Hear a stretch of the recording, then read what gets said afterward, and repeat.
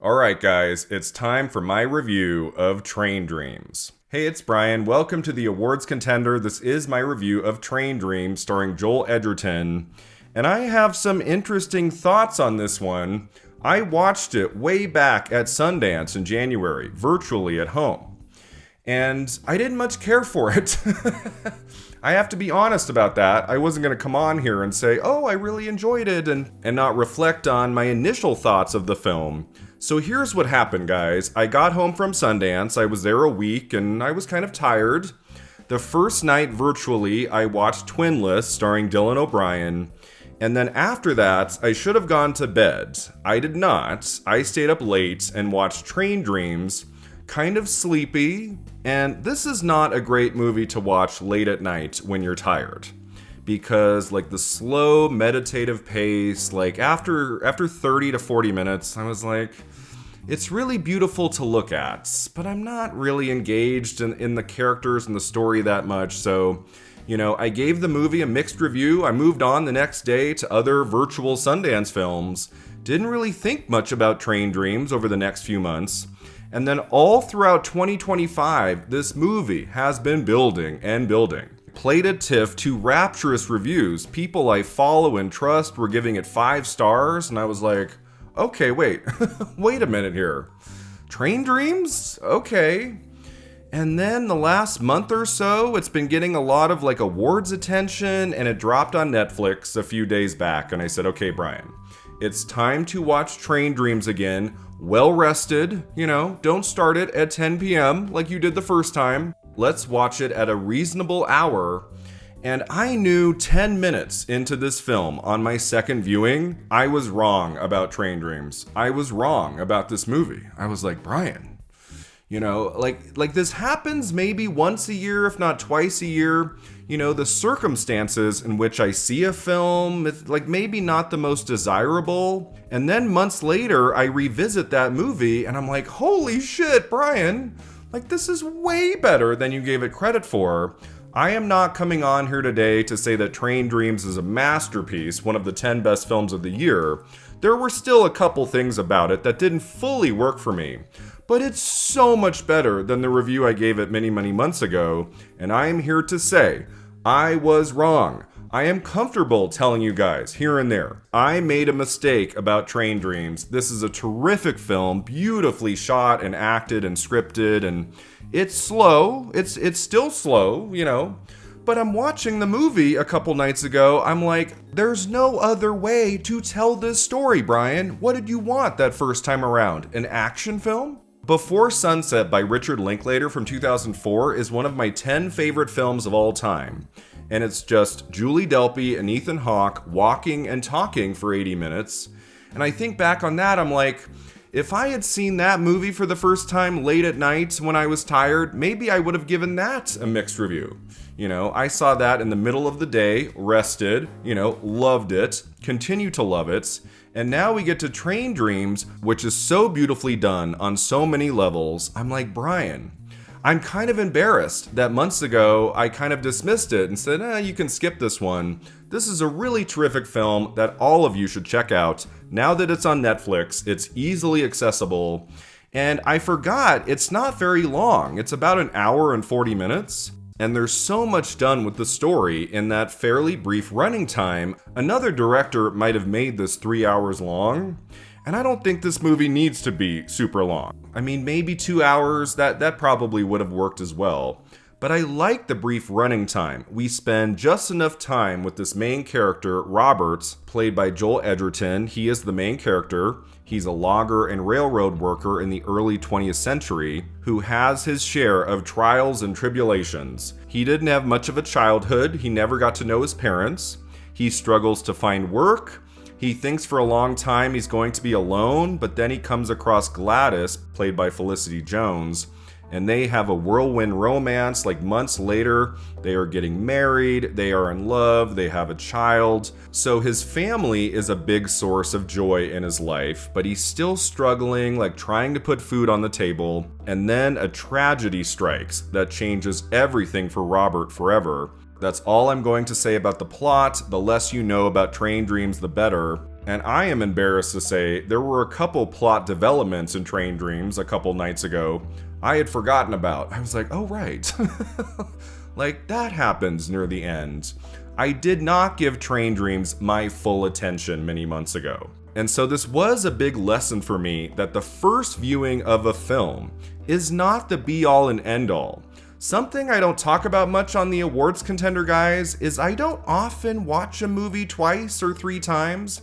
Like, I still haven't watched Anora a second time, and that was my favorite film of 2024. Most of the time, to be honest, I like to watch new films I've never seen before. If I'm rewatching something, it's usually for a video I'm making for this channel. I don't often just throw on a movie that I've seen 5-10 times before and just like enjoy myself for 90 minutes, 2 hours. So it does surprise me at times when I see people sharing online like, oh, I'm going to see one battle after another for the 7th time. I'm like, okay, I loved it too, it's great, but I don't have to watch it multiple times. I can just have that one amazing experience in the theater. I think part of the problem with Train Dreams is that I didn't see it in a theater at Sundance. I think that would have made a world of difference for this. Now, on my second viewing, I watched it at home again, but it was on a different TV, a bigger TV I have now, and I just was able to block out everything else, all the distractions, like, be rested, have my phone in the other room, and pay attention to Train Dreams for an hour and 40 minutes and recognize the power of this film. I think if you just focus on the character of Robert, his arc, his tremendous emotional journey throughout this film over many decades, and the Joel Edgerton performance, which is extraordinary. I'm like, Brian, how did you not notice the beauty, the wonder, the memorable lead performance by Joel Edgerton? This is some of the best work he's ever done. He has a couple scenes in this film on the second watch that nearly brought me to tears. He's that moving, and there's so much for him to play, and what's so incredible about the Edgerton performance is how subtle it is. He never overplays a moment, an emotional scene. Everything feels real and authentic every step of the way, and so I was really taken with him this second time around. So many people have thrown his name into the mix for a Best Actor Oscar nomination, and for months I've been like, Joel Edgerton? That was kind of like a quiet performance, he didn't do much in that. Watching it again, it's like, wow, I missed the boat big time on that one. He is excellent in this. He would be an inspired Oscar nomination for Best Actor. He has never received an Oscar nomination before, and with Train Dreams coming on really strong, with the potential of a Best Picture nomination, with Netflix behind it, with Best Actor being kind of chaotic right now, and with at least 2 or 3 huge contenders falling off, there is room in a way for Joel Edgerton in that 5th place slot if one other person, I'm predicting right now, doesn't get in. Edgerton has a chance, and it would be deserved. He is fantastic in this movie. The supporting cast is also really good. I mean, no one has quite enough scenes to really stand out. William H. Macy made an impression on me the second time around. He's got 2 wonderful moments, both dialogue scenes with Edgerton, and he's really great in this. Felicity Jones, if she was in just a little bit more of the movie, I think we could maybe talk about her in supporting actress. But she's just not quite in it enough, I don't know, but her moments that she is in with Edgerton are so lovely. Jones is picking really good projects, Between the Brutalist and Train Dreams. Her choices as of late are terrific. And then you have the cinematography in this movie. The cinematography is just a wow. Not only the giant grand shots that take your breath away, but also just the way dialogue scenes are filmed, where characters' heads are in the frame, often not in the center, but like near the bottom left of the frame or the bottom right, and every shot in this movie has been meticulously crafted and thought about. Boy, does the cinematography in Train Dreams create a sense of place. You really feel the time period and you feel the environment in every moment of this film. Adolfo Veloso is the director of photography of this, the cinematographer, so gifted, and I do think he deserves an Oscar nomination for cinematography. That has to happen, right? I mean, Nickel Boys last year did not get into cinematography. That was a smaller film that we all thought, if that can get one Oscar nomination, it'll be cinematography, and it missed there. So, I don't know. I mean, Train Dreams is a smaller film. I guess it could miss, but especially with it being talked about in picture and actor and stuff, it's gotta get into that category, right? Come on, Academy, do the right thing. All of the technicals with Train Dreams are top-notch, not just the cinematography, but also the editing.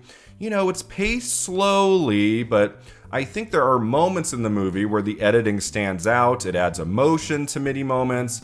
The sound work in this, you really feel those forests, those quiet, serene places where a bunch of men are taking a break from their very difficult job day to day. The very subtle and effective makeup work on Joel Edgerton's face to make him age over many decades, I think that works really well.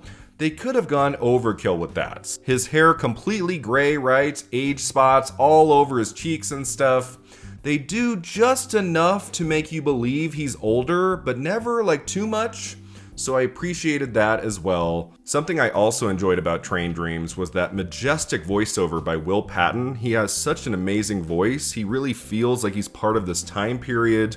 And I go back and forth on voiceover in movies. Sometimes when there's too much of it, it kind of takes me out of the drama and the emotion. But especially because so much time passes in the narrative of Train Dreams, I think we did need some voiceover here and there to guide us with the time, like where exactly are we in the course of Robert's life. I do think that was important for this narrative, and the voiceover gives the movie the feel of a great novel playing out slowly on the screen.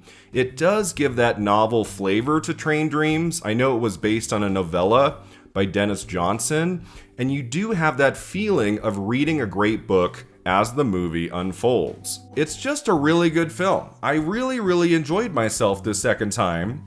There are a couple lulls here and there. Like in the second half, I would say, there's like 3 or 4 scenes I was like, okay, like it could move like a little bit faster. I didn't love the scenes with Carrie Condon. She's good in this, and she fits like that time period, that place really well.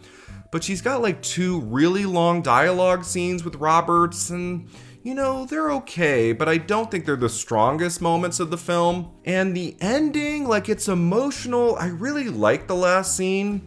In some ways, I don't know if other people have said this, I think some of the emotion of the very end is lost because too much is happening with the filmmaking. There's too much cutting going on, too much voiceover at the very end. It didn't allow me to like fully emote in those final couple minutes. I don't know if anyone else thinks that. I think the filmmaking could like stay out of the way a little bit at the very end. I think we could just stay on the character, have a moment that plays out for a while before the cut to black. That's just me. But, you know, these are minor quibbles. It's why I can't say it's like one of the 10 best films of the year. I still don't think it's a masterpiece. I wouldn't go that far. I wouldn't give it like a 10. But boy, it was such a huge improvement upon my first viewing many months ago when I gave this only a 5, and I'm like, Brian, wake the hell up. This is a great film.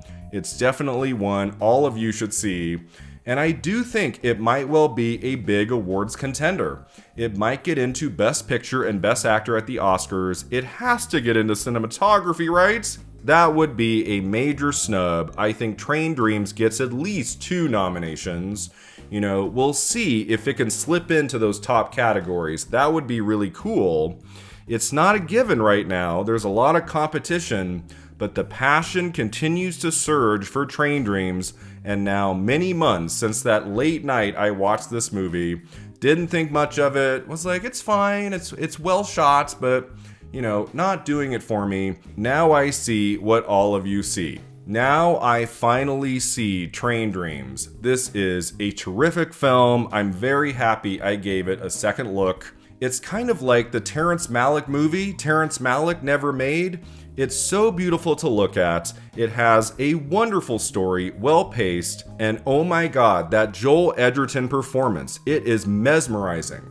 It is spectacular. I do think he would be deserving of a Best Actor Oscar nomination. Train Dreams does not get a 5 out of 10, it gets an 8.